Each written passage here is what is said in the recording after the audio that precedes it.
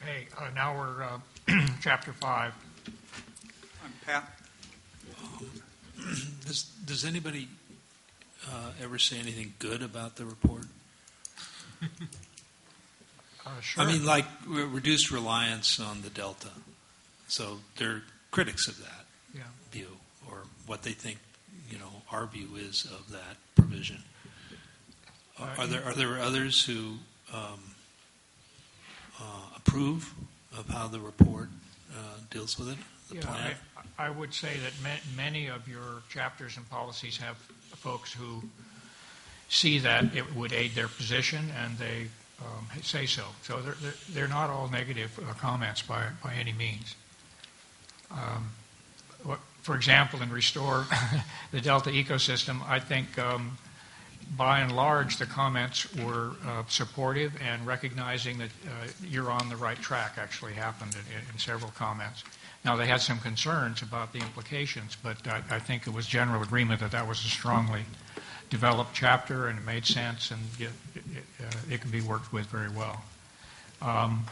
We also got some positive language for a science basis in general. But then there were comments that urged you to link Chapter 5 to the other chapters, because habitat alone does not solve these problems. You've got to have the flows. You've got to have land use policies that protect certain areas. You need a levee system in order to be coincident with areas that are going to be used for ecosystem purposes. And so there were a lot of concerns about the need for further linkage between chapters. Many comments would urge you to defer to the Department of Fish and Game and U.S. Fish and Wildlife Service, because they have the expertise, especially in restoration activities. Not so many comments pointing out that neither of those agencies has the breadth of authority that you do, so that they can speak to part of the problem, but they simply can't address risk or land use planning very well. So that remains a sort of a conflict area for you as we move forward. And then a discussion about floodplains comes up because you've heard testimony over the months about sea level rise and reserving lands that will be available in the future for intertidal habitat or seasonal wetlands. And there are others or some say that you need to be quite broad in applying those ideas, and others are fairly narrow. And as we went from Draft 2 through Draft 5, the floodplain issue was reserved to smaller areas. The floodways are really the rivers plus a very small corridor. And the broader floodplains that are now in agriculture and duck clubs and all that is just not covered in Draft 5. But there was a lot of discussion of that in the comments. So the fifth draft does, in text anyway, make a point of the importance of flows. It's not just habitat. But as John pointed out, there's no policy that you can hang consistency determination on. The policies were strengthened by Draft 5 to be sure and cover land use plans, which we'll have to consider. I don't know, I'm getting a blowback here. Maybe I need to be closer. But then there's exemptions for cities and spheres of influence, and a number of comments back and forth on that. Remember, Lathrop and Stockton they have big spheres and in the floodplain, but they're exempted. And so there has been this narrowing as the drafts went forward. That's about all. I know you don't want us to go to chronicle every aspect of these chapters, so those are highlights that I think it's important to get through your summary of this report before we break for lunch, and then I suspect there'll be a little continuance after that. Okay. Well, let's go to Chapter 6 then. And here's an area where there were positive urges for you to be more forceful. That is, some in-delta users, water users, would like to see you exert your authority, making sure that downstream and upstream people follow the existing rules. And so there are not a lot of that in the comments, but here's one where there was that. And the corollary to that is why were there no policies in this important area? So as it stands now, you have no basis for reviewing the water quality implications of a covered action coming before you unless it's through the governance chapter maybe, and again, I'm not sure. But there's nothing in the water quality section that clarifies the importance of different types of water quality for the in-delta uses, whether it's Bob, in the water quality side, I know you said some people said, well, we should be tougher on water quality and require that everybody comply with existing law. Were the people making those comments people who also said we have no particular authority, or if we do, we should choose to exercise it only in discretion? I'm not very certain of my answer, but I think that these same people would say, don't exert your authority in certain other dimensions, right? You mean on them? Yeah, exactly. But to go Okay. forward in the water quality area. Got it. And by the way, a lot of comments offered suggestions and solutions. I think we need to recognize the stakeholder input was not just yelling. I mean, and for example, one comment urged you to have a policy in water quality and then make compliance with existing law, water quality laws, a basis of consistency determination. So you would be presented with a project. They would come forth and say, yeah, this has gone through the water board. The stakeholders believe the water is going to be of a quality that won't screw up the rice farming or whatever it is. And you would be able to... I believe that by the fifth draft Delta plan, we'd converted that into a recommendation that the legislature require compliance with existing law on water quality, whatever the dickens it is. Well, and you also are appealing to the Regional Water Quality Control Board and the State Board to offer recommendations, or new standards, I guess. But you don't yourself have the policy to back you up on having that as a criterion for determination. And that's not just my idea, that was embedded in a couple of the serious comments. Yeah, that's water quality recommendation R5, I think. Is that? No, I'm sorry. No, it wasn't. Strike that. Okay. I have nothing further on water quality, if you want to go to the next one. Oh, this is mine too, huh? Go to the next two, Bob. Yeah, boy. The next three. Reduce risk. We made a comment in one of the other memos to staff that not all issues under the plan have champions.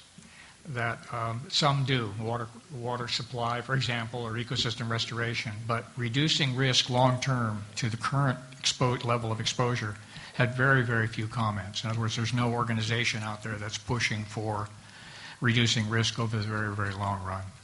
There's no interest groups specifically addressing that.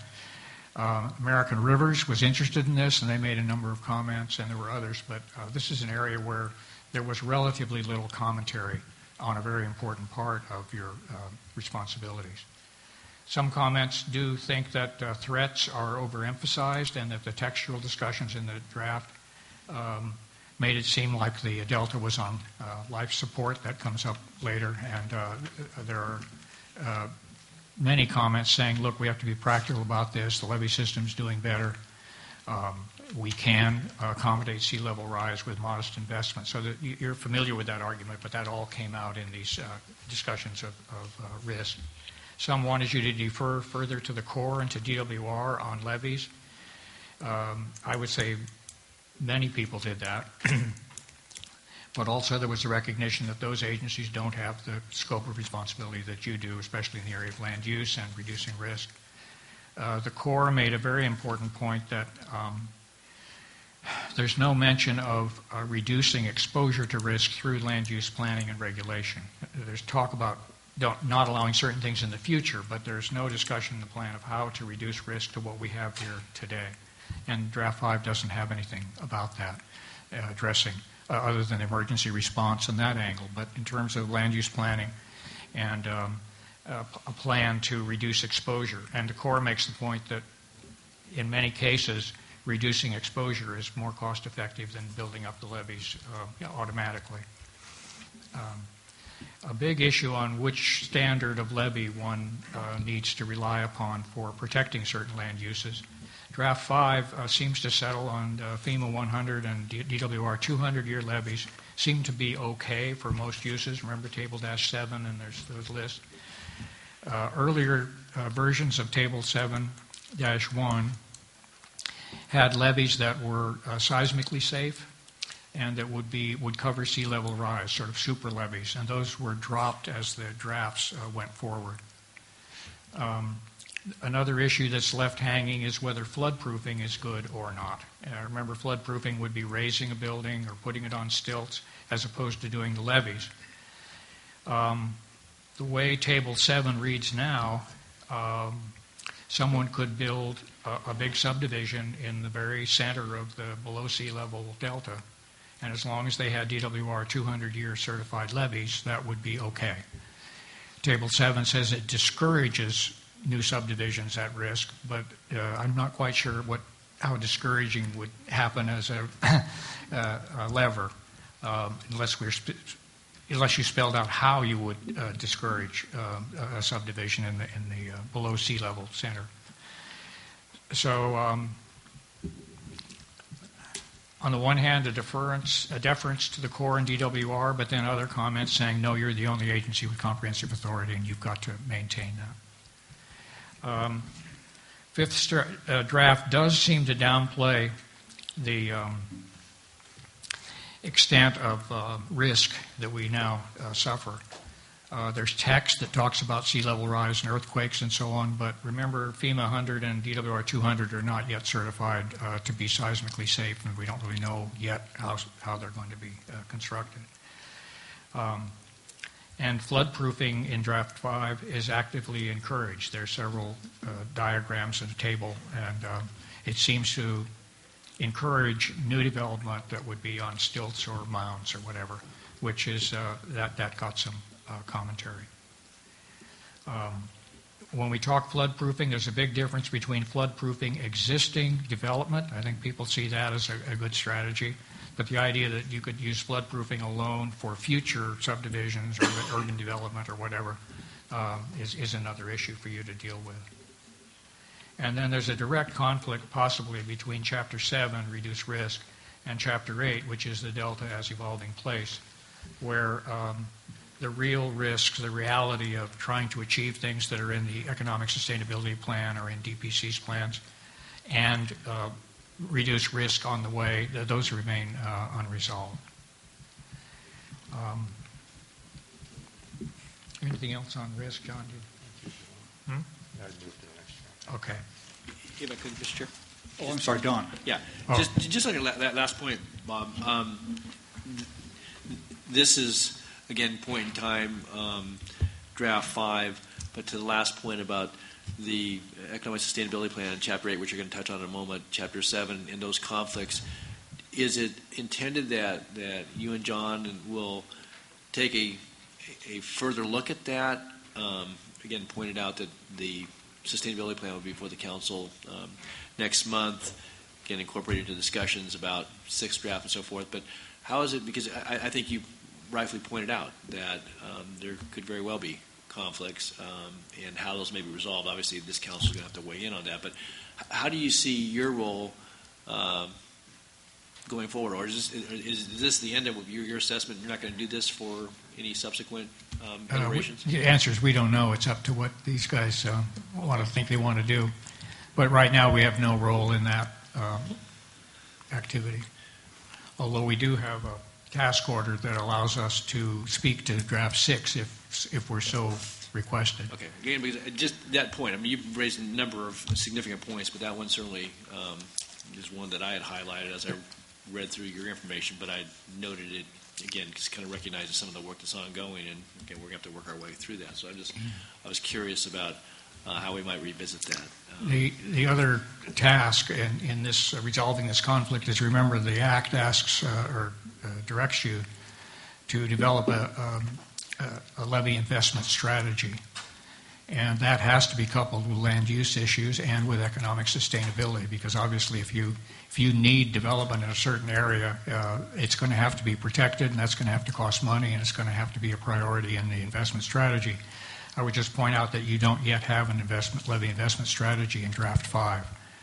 So I think that it's a question of, if and when that kind of thing can be tackled, and we should do it. Don, I think not only in the discussion in early February on the economic sustainability plan, but I think it is Joe's intention also to tee up issues at the meeting at the end of February, chapter by chapter. So we'll have those discussions ongoing in February. Yeah. This really just tees it up, gets you to start thinking about that. We'll be in specifics in 2 weeks and 4 weeks. This is jumping ahead to another slide that you guys put up where you talk about the Independent Science Board evaluation. But we've got a science component review. We've used peer review on a bunch of issues, which is important. But fundamentally, what we're doing is public policy, which uses, if properly done, uses science, uses engineering, uses other agencies and all that. But there is no such thing in California as a public policy review board for this kind of stuff. This is the closest thing we come to a look at what the 5 changes were and how we got where we are, and trying to blend the comments made by individuals and groups together. I find a peer review function very valuable. I thought the science panel stuff was terrific. It's just very helpful in evaluating. It might be that the peer review on policy also is something we ought to think about. But that's a discretion of staff, because these are staff draft Delta plans. But coming from my perspective, I like the scientists talking to us. I like the engineers talking to us. I like the interest groups talking to us. I actually do, no matter what they say. But or what I say. But hauling it all together with a public policy context would benefit, I think, by this kind of just, here's what you've done, here's the next stage, throughout all of these comments, the word integration is one that floats, which I think is really important. And we actually, I think in the first staff draft, had a chapter on integration we were going to write. Isn't that? We did. Am I wrong on that? No, we did. And it got dropped, not because people thought it was unimportant, but because they had to finish the chapters first. And, that's where this discussion, that's one of the things I draw from this discussion, is that where we started in that respect, procedurally, is going to be where we're ending. How do they fit together? One more thing on Delta as evolving place. As the drafts progressed, there was a tendency to respect local land use planning and Delta Protection Commission, counties and cities and so on, and it moved in that direction. But no policy in that area. Remember, it's recommendations and deference. And this is my own thinking, not in the comments, but a problem may be that the council receive a project on appeal that has Delta as place implications, heavy ones.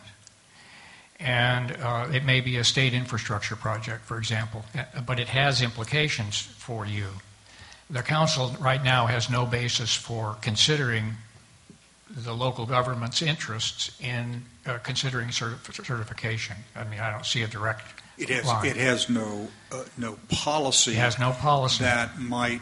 Yeah. Okay. Because I'm just pointing out, I had always thought of this as a one-way street rather than another. In other words, deferring to local. But I'm not sure that it's in the best interest of local governments for the Delta Stewardship Council not to exercise its authority to help protect Delta interests. I just hadn't seen it that way before. Just kind of thinking out loud here, and not giving more thought to it and just going to react to it. But I think, an example of that could be, and it goes back to your comment a moment ago about, a levy investment strategy, because if you look at Chapter 8, Delta's Evolving Place, you look at legacy communities, you look at how they're currently constructed, and if you came in with a levy project, not unlike what we saw this morning, and you look at some of those towns, and I've said this before, they are right on the toe of the levee. That's where the towns are, up on the crest of the levee.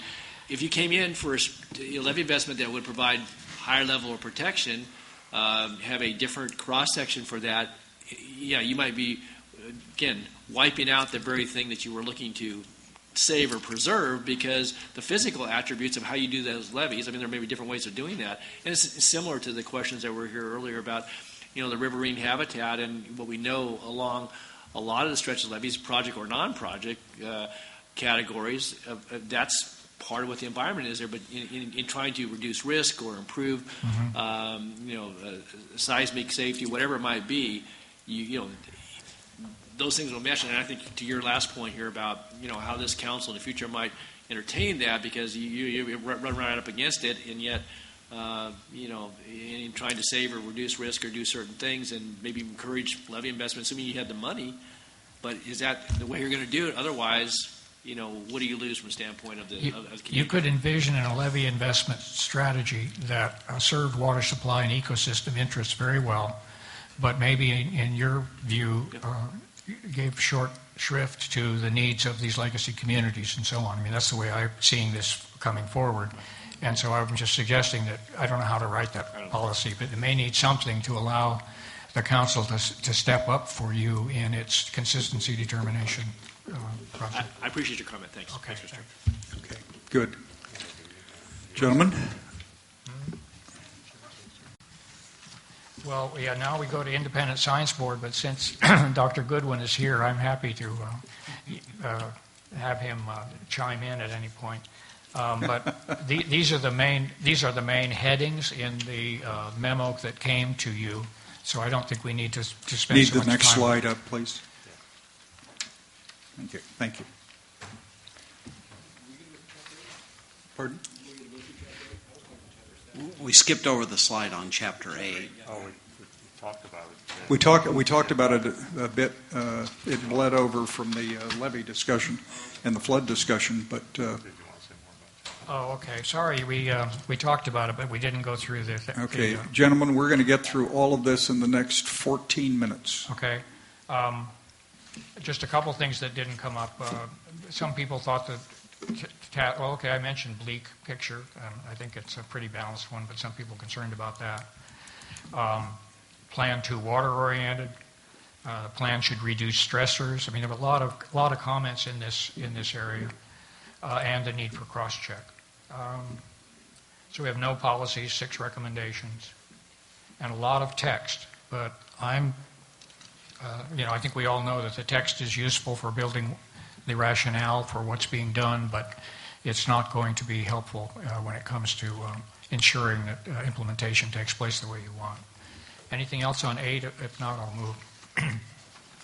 Okay, Science Board. Next chart. Thank you. And I should point out that Dr. Goodwin was not involved in the Independent Science Board review. Okay, So that's all the you better. may want to comment, but just so you know. Okay. I think these have been given to you before, if everyone's Yes, we read had a that. presentation of these Exactly. findings. Yeah, so, and as of the 5th draft, these are all important charges, and we concur that those things would be useful. Go ahead. So let me, if we get the next slide, then I'm cognizant of the chair's time boundaries. We have 4 slides. Next Let me slide, please. Just this is the next one, so let Yeah, me okay. stay on this one for a moment. I wanted just to talk. We talked earlier about the sort of the summary overview of the content of the chapters. This is looking at them sort of more broadly and how they evolved and how set the context for thinking about the future. As noted, they increased in length. They also increased in specificity. And reading them, I had the sense that the specifics many times were added in response to someone's particular interest, and lots of other people couldn't quite understand why it was there, but it's bulked up the document a lot. And one of the consequences of those dynamics of responding to comments and issues as they arise by adding words is that the draft becomes, conflicts arise and just becomes clarity of purpose, gets obscured. It's pretty hard to, in my judgment, pick up this document and engage it and say, well, now I understand what the council does and what its responsibilities under the Act are and how this Delta plan is going to be used. So I would advocate finding ways to, if possible, make it a more effective document. And I know that everyone involved has been committed to having an effective document. I don't doubt that. It's very challenging, as we all know, to do it. And I'm not arguing or suggesting that I have a magic bullet. Indeed, one of the two of the ideas I had to do it, as we did with Delta Vision, are challenging with this document for some reason. We talk later. And the next slide. The other thing that I wanted to raise, though, is looking forward to the long-term role of the council, and it builds on the prior comment. This document really is your foundational document you're going to work on. People will occasionally go back to the Act, but increasingly this is going to be the documents in front of people. So I noted, and part of it is some of the things you're trying to do here. One of the things that it seemed to me that the draft does, and I know from the participation we had early on, was to create some shared information about what the council is doing. Looking at the current draft, it seems to me there's a lot of effort to do that, but many times it's not, in my reading of it, effectively linked to the Act, to the requirements of action of the Act, to what it means to the Delta Plan, or how your councils work. So you have several pages, or at least paragraphs or pages of description of something, and you can read them and say that's information, but how is it that the council has this responsibility under the Act to do X, and how does that inform how they do X? And if that could be strengthened, that might, I think, make it a more effective document and possibly reduce its length. One of the other things that struck me about the document as I looked at it is one of your core responsibilities about water supply reliability has over time been framed increasingly in terms of the water community way of talking about this issue. And one of the early illustrations of that is in Chapter 1 when you talk about water supply reliability, and there's a pull-out challenges of water supply reliability, which highlights the legal challenges around ecosystem protection. If you turn, and that's the only thing, that's a third of the content, more than a third of the content of that short section. Later on in the chapter we talk about water supply, Chapter 4 is much more extensive and nuanced discussion of water supply reliability. But your first initial read, very early on in, is that it could be an inference that the major challenge, impediment to increased water supply reliability is lawsuits about ecosystem protection. I think a more nuanced picture is valuable. Additionally,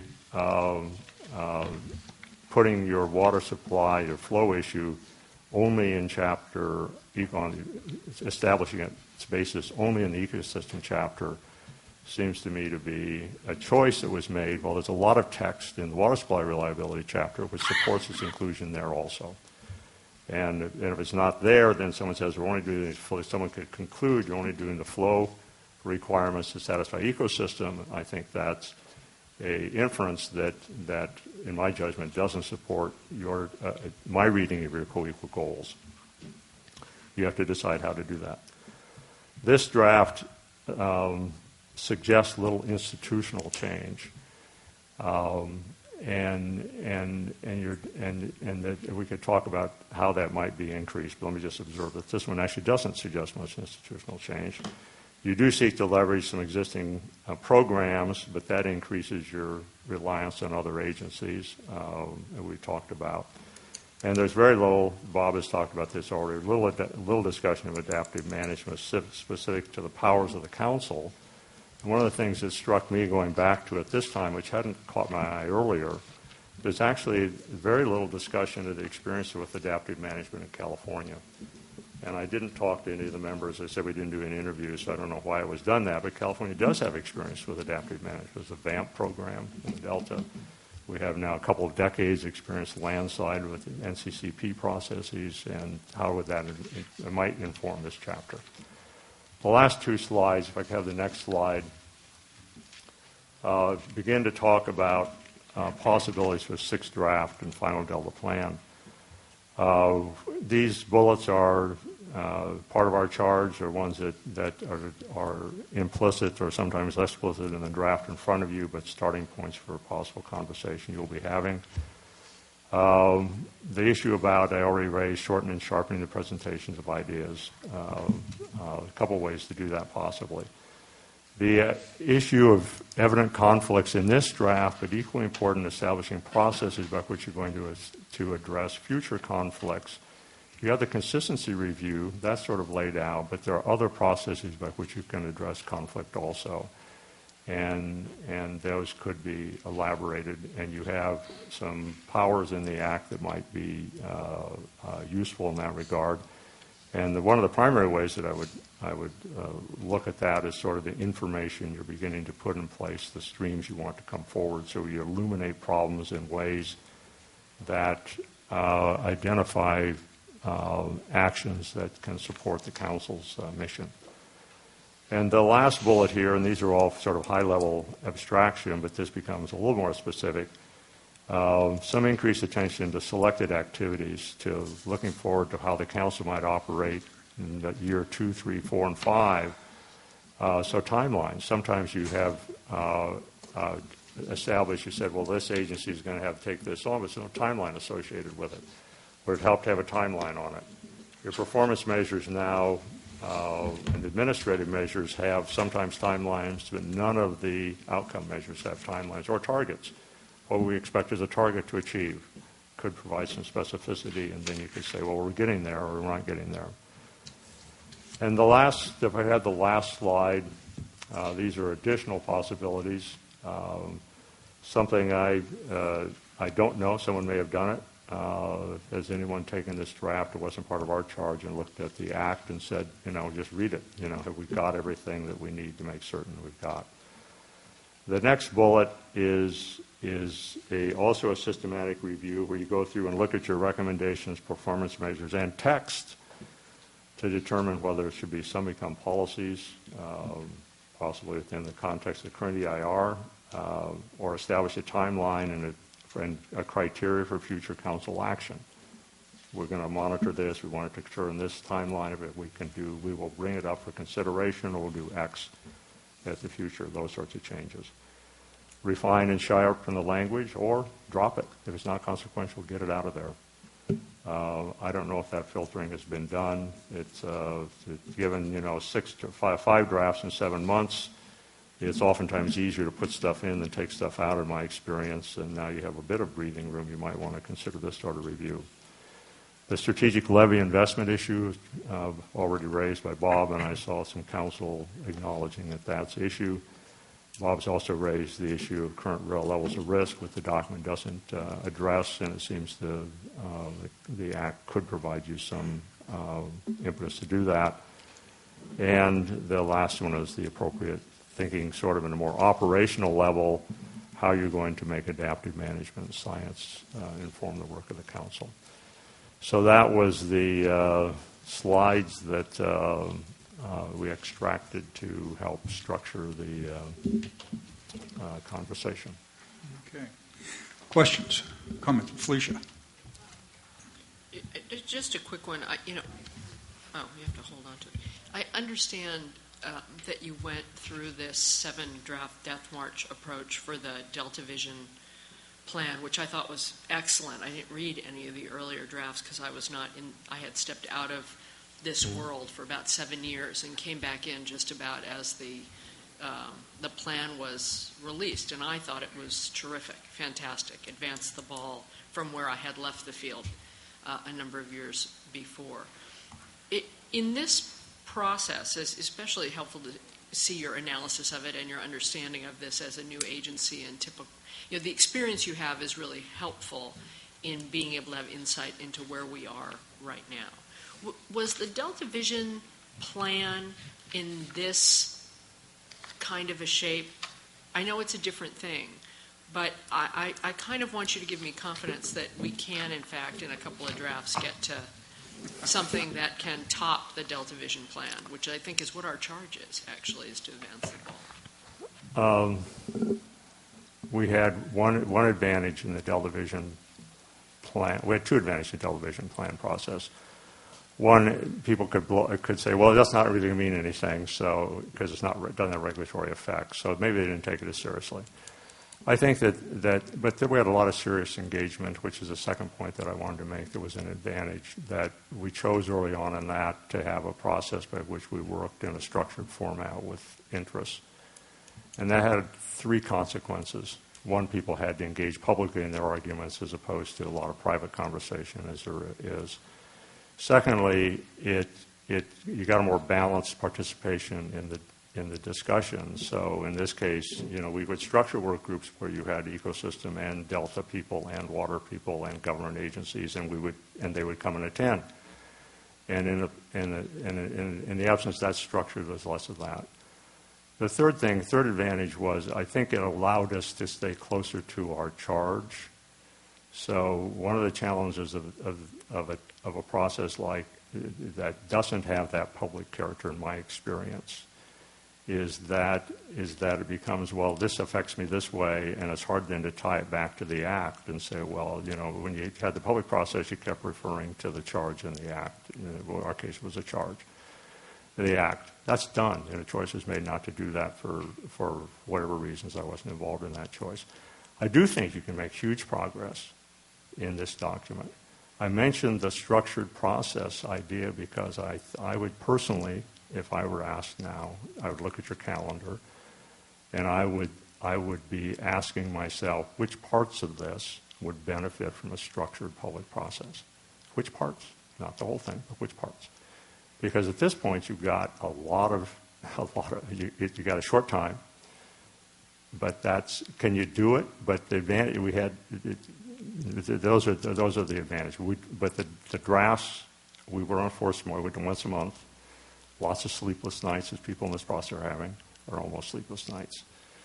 You can come further, but I do think it's got some challenges. Part of which could be addressed just by a real heavy editorial hand, and we had a couple layers of that in the Delta Vision process. But there is also a substantive base that I would pay attention to that's a little different. Okay, other comments, questions? All right, it's 10 minutes after noon. We're going to recess for 1 hour. We're going to start at 10 minutes after 1. There'll be a couple of questions. Gentlemen, can you stay around? Well, first of all, you were scheduled for later anyway. So, okay, if you stay around, and then at the end of any questions that linger from us, we're going to have public comments. Yes. Thank you. Okay, meeting's in recess till 10 minutes after 1.